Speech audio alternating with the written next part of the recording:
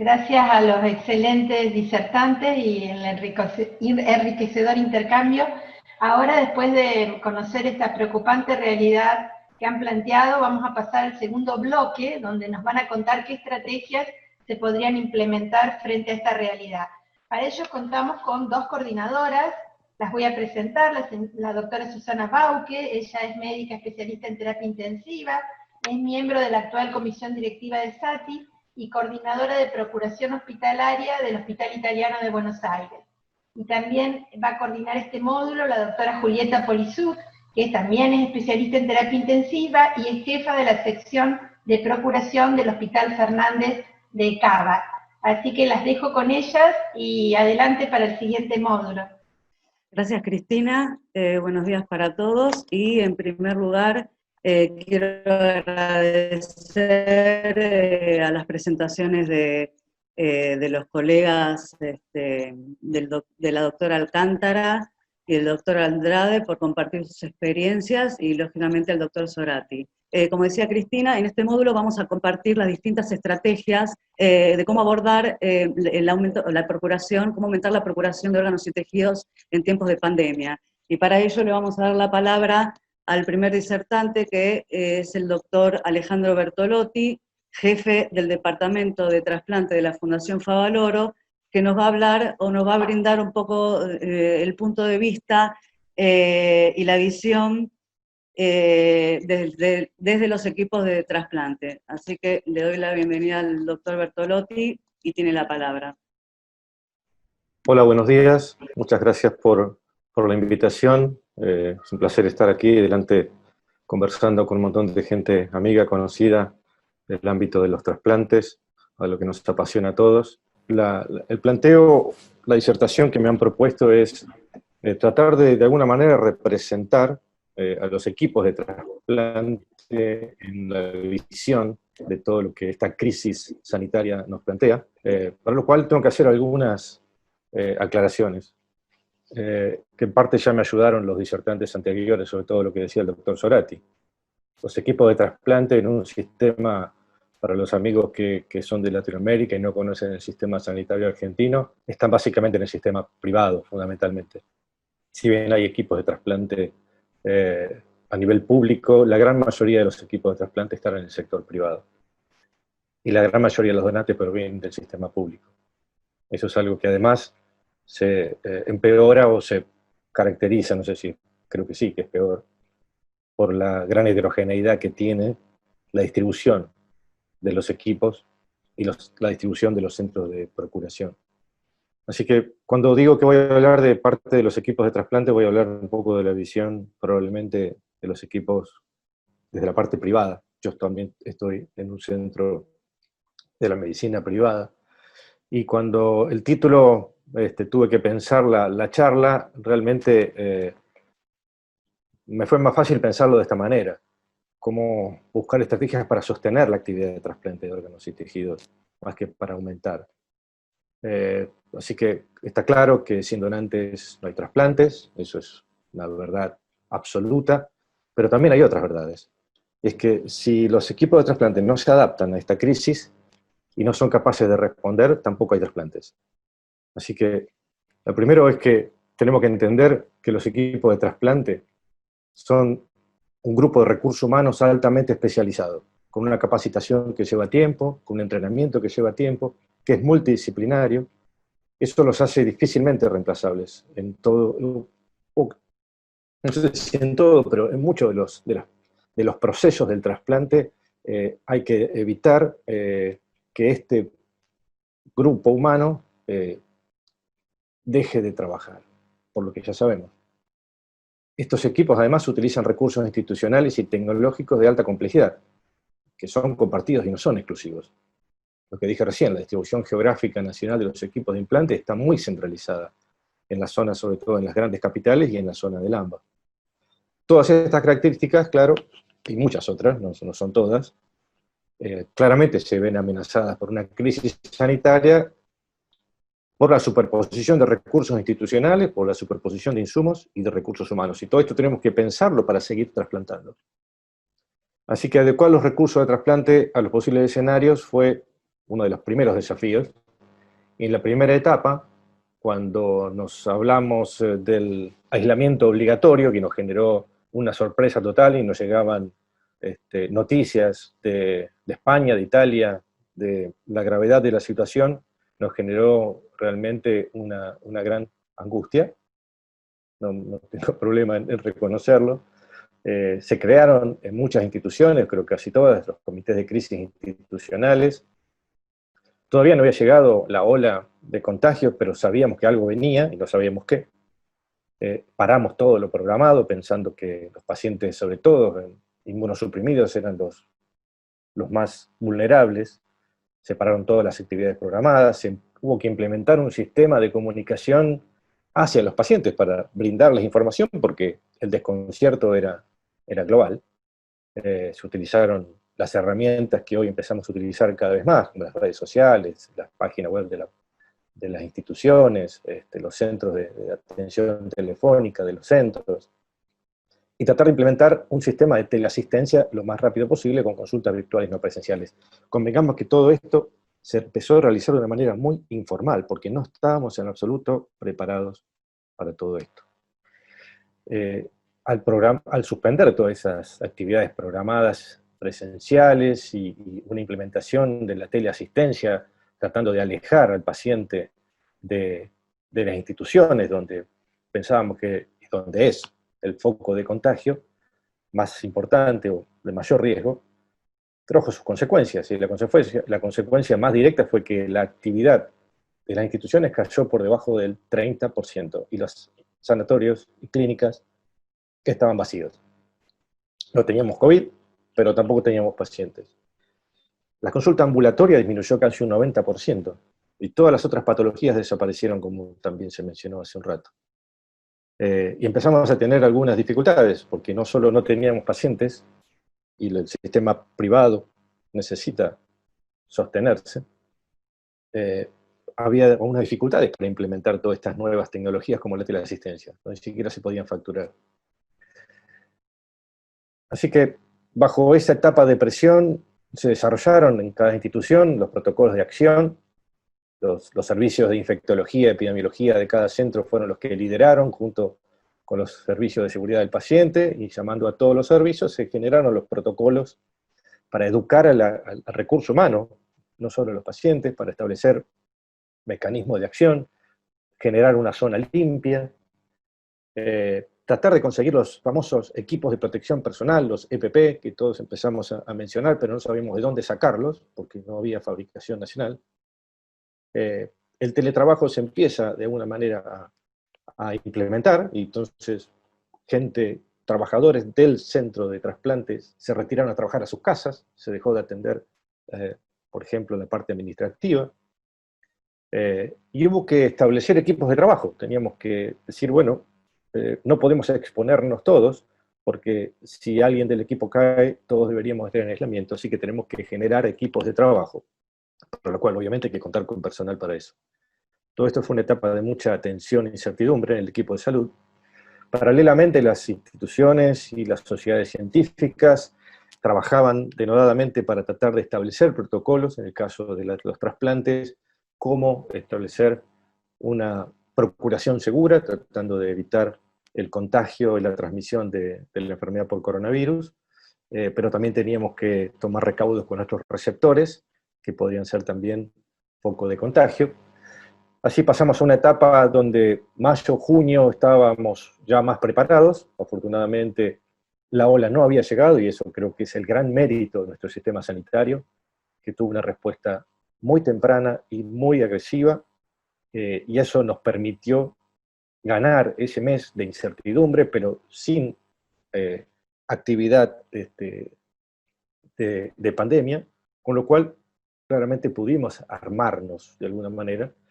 Y una vez que nos sentimos seguros, que sentíamos que teníamos los protocolos, que teníamos la zona limpia, y las instituciones todavía no tenían el estrés de recibir pacientes contagiados por el coronavirus, empezaron a reactivarse algunas actividades ambulatorias, como las evaluaciones pretrasplante, siempre realizando a todo paciente que ingresaba una PCR, cosa que tampoco es fácil, tratar de cambiar el mensaje institucional, porque veíamos que los pacientes oncológicos, los pacientes cardiovasculares, los neurocríticos desaparecieron. Y teníamos que seguir brindándoles recursos que estaban disponibles, porque las instituciones estaban vacías. Así que teníamos que cambiar ese discurso, seguir consolidando la teleconsulta y la teleasistencia, y tratar de generar una especie de indicador, algo que nos dijera cómo estábamos, cómo vamos a seguir, cómo nos vamos a manejar para entender cuándo debemos avanzar y cuándo debemos parar. Y así las sociedades científicas nos fueron ayudando. Esto fue un sesgo que tengo yo por ser un centro fundamentalmente cardiovascular, pero la Sociedad Argentina de Cardiología generó algunas recomendaciones y estableció fases para tratar de manejar la actividad institucional de los centros de salud. La fase 0 es la presencia de recursos suficientes, mientras que la ocupación de camas no superara el 80% y que no hubiese internaciones por COVID más del 20%, la actividad podría considerarse normal, siempre que uno tuviera circulación limpia. La fase 1 es la fase ya donde los recursos son insuficientes y la ocupación de camas aumenta. Luego uno puede pasar a una fase 2 donde hay una recuperación transitoria porque vuelve a tener camas, o una fase 3 donde vuelve a tener camas y a tener otras disponibilidades de otros recursos, hasta llegar a una fase 4 que sería la que todos estamos esperando, que es el fin de la pandemia. Vale decir que entre la fase 0 y la fase 4 serían las de actividad habitual y las demás fases son intercambiables dependiendo de los recursos de la institución. Fíjense que en el caso de lo que es el trasplante cardíaco, la gran mayoría de los trasplantes cardíacos en Argentina se hacen en urgencia y emergencia. Así que diríamos que en todas las fases deberíamos estar preparados para poder realizar este tipo de trasplantes. Y en las fases, salvo en la fase 1, que es la fase crítica donde no hay recursos, también los trasplantes selectivos, mientras los recursos estén disponibles, pueden realizarse como una recomendación. Interesante cuando uno ve lo que sugiere o recomienda la Asociación Española de Cirugía, es el primer lugar donde hablan del impacto en el recurso humano. Porque siempre hablamos de recursos institucionales, pero no del recurso humano. Y, como dije al principio, el trasplante tiene un recurso humano muy, muy escaso y específico. Esto, por ejemplo, es, a modo de ejemplo, lo que pasa en la institución, y es el indicador que vamos siguiendo de la cantidad de camas ocupadas con pacientes COVID, que varía entre 4 está alrededor del 10%, 10, 12, 14%, no llega al 20%, por lo tanto, decimos, nuestra institución sigue en fase 0, podemos seguir realizando actividades, porque la ocupación de camas todavía lo permite. Si este indicador cambiara, deberíamos entonces rápidamente, en forma dinámica, volver para atrás. Yendo ahora a expandir y sostener el pool de donantes, optimizar la logística y traslado de los equipos de ablación es algo que ya se mencionó y se preguntó y algo se fue hablando, así que me vino bien lo que comentó el doctor Solati al principio. Esto es lo que normalmente nosotros hacemos, la ablación del órgano en una institución, traslados a través de distintos medios de vías de transporte. Pero la verdad es que, teniendo un recurso escaso, también tenemos que pensar en cómo generar un grado de seguridad para poder sostener la actividad. Generar equipos de ablación por turnos, prepararnos con los equipos de protección para poder ir a los hospitales a ablacionar y tener todos los equipos, y proteger al personal, y entrenarlo en el uso de ese equipo. Y considerar que la heterogeneidad de la distribución de la pandemia en el país nos puso en una situación que ya se mencionó, un poco más compleja, porque el interior, el resto del país, más allá de la zona central, que es el AMBA, tenía una situación diferente desde el punto de vista de la pandemia. Por ejemplo, ciudades y provincias donde no había circulación comunitaria, mientras que en nuestra región, donde se concentra la mayor cantidad de centros de trasplante, sí tenía circulación comunitaria, por lo tanto es lógico que nos pidieran al momento de viajar que el equipo que se presentaba tuviese una PCR realizada 48 horas antes del ingreso a la provincia. Todos sabemos que los operativos de ablación se resuelven en horas, así que establecer los mecanismos para obtener test de PCR rápido para los equipos fue realmente complejo y sigue siendo aún un problema que dificulta muchísimo la logística. Esto es algo que todos conocemos, los que estamos acá, la aplicación Cuidar. Yo me levanto a la mañana, le digo, esta es mi temperatura, digo, no tengo estos síntomas, no tengo ningún factor de riesgo, como ustedes ven aquí, voy cliqueando, paso a la etapa siguiente, y esto es una declaración jurada que es considerada una contravención grave si uno la está falseando. Todos los días, 48 horas lo hacemos. Ahora me dice que no tengo síntomas compatibles con COVID, esto lo hice antes de ayer, creo, o ayer, y puedo salir a trabajar. Y eso es todo, sin PCR. Protocolos de ablación regional. Alguien preguntó acerca de eso. La verdad que sería un paso hacia la integración del sistema de procuración implante real. Y esto es real, ya es obviamente algo conocido en el trasplante renal. En el trasplante hepático se ha avanzado y se está teniendo buenos resultados. Posiblemente el páncreas lo pueda continuar y ya tenemos los órganos abdominales en una situación más cierta, pero en órganos intratorácicos todavía es algo que, si bien es posible, no termina de organizarse. ¿Qué ventajas tiene la ablación regional? Todos creo que la conocemos. Disminuimos la movilidad de los recursos humanos, tenemos un mejor control de la transmisión viral en esta situación particular, optimizamos recursos, tanto del personal, de insumos, los costos de traslado, se disminuye el descarte por problemas de logística, obviamente esto genera más opciones para los pacientes en lista de espera, pero de vuelta, tenemos debilidades, como que las instituciones de implante están geográficamente centralizadas y mal distribuidas respecto a las instituciones de procuración. ¿Cuáles son las amenazas que tiene esto? Bueno, hay una necesidad de traslado aéreo, porque los tiempos de isquemia lo ameritan en un país tan largo como el nuestro, no hay vuelos comerciales, todo esto no es menor y debemos establecer cómo generar esos puentes aéreos con los aeronaves que están disponibles, que no son comerciales, los vuelos aerocomerciales. Hay una pérdida del control de la evaluación del órgano, la evaluación funcional y anatómica que normalmente hacemos in situ los equipos de implante. Y esto es muy especialmente particular en el caso del corazón y el pulmón, porque uno puede tener determinados parámetros, pero tocar el corazón, eso tiene que ver con la experiencia del equipo y con la experiencia del que está haciendo la ablación, para poder realmente, hay algo subjetivo en la definición final si va a ser aceptado o no. También hay una dificultad en cuanto a las soluciones de preservación que se utilizan. Hay una heterogeneidad y diferentes opciones, no todos los centros utilizan las mismas. Finalmente, la aceptación del órgano, como les decía, está basado en la experiencia. Y cuando falla el injerto, que puede ser por fallas de múltiples factores, incluso por factores que tienen que ver con el receptor, se van a generar dudas y siempre el hilo se corta por lo más delgado y nos empezamos a echar la culpa unos a otros, la ablación no estuvo bien hecha, la solución no era la adecuada. Así que para poder finalmente tener una ablación completa, regional, para todos los órganos, tenemos que acordar cómo lo vamos a hacer, tenemos que conformar equipos, entrenarlos, brindarle todos los recursos que necesitan, sobre todo en épocas de pandemia, porque también necesitamos de ellos, y si ellos se enferman y se contagian, los vamos a perder. Establecer cuál es la logística en medios de transporte, y tratar de definir y manejar también a través de los organismos nacionales cómo vamos a utilizar, qué tipo de solución de preservación, cómo lo vamos a hacer llegar, cómo vamos a embalar, cómo vamos a trasladar los órganos.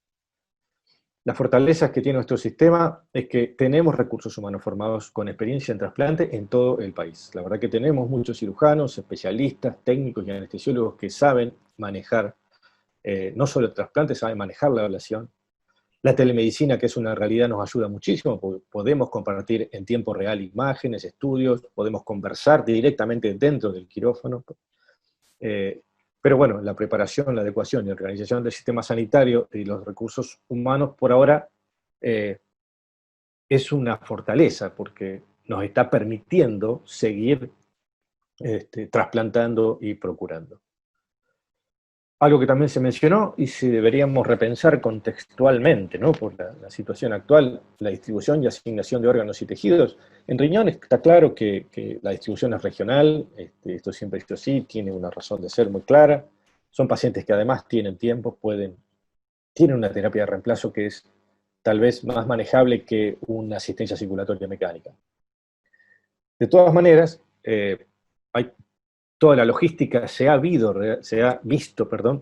realmente complicada con toda la necesidad de pasos que tenemos que hacer, como por ejemplo la PCR, que siempre volvemos sobre ese tema, y las dificultades para hacer los testeos en tiempo y forma. Así que, ¿por qué no pensar en asignación regional para pacientes selectivos sobre las urgencias? Esto es algo que pasa más por lo ético, por el sentido común, y que tenemos que consensuar, pero yo creo que deberíamos pensarlo. En resumen, el consenso y el diálogo permanente entre los actores para sostener la actividad es lo que necesitamos. Tenemos que definir y utilizar indicadores específicos de riesgo para ver cómo continuar la actividad, si subir, si parar, si avanzar. Definir el mejor sistema de evaluación regional, es un trabajo que nos sirve hoy y nos va a quedar para siempre. Y repensar la asignación para optimizar el recurso. La verdad que creo que esto, si uno lo mira desde un lado positivo, es una oportunidad para mejorar el acceso al trasplante de mucha gente, tratar de resolver todos estos problemas que nos pone en evidencia hoy mucho más claramente la crisis sanitaria. Muchas gracias. Eso fue todo.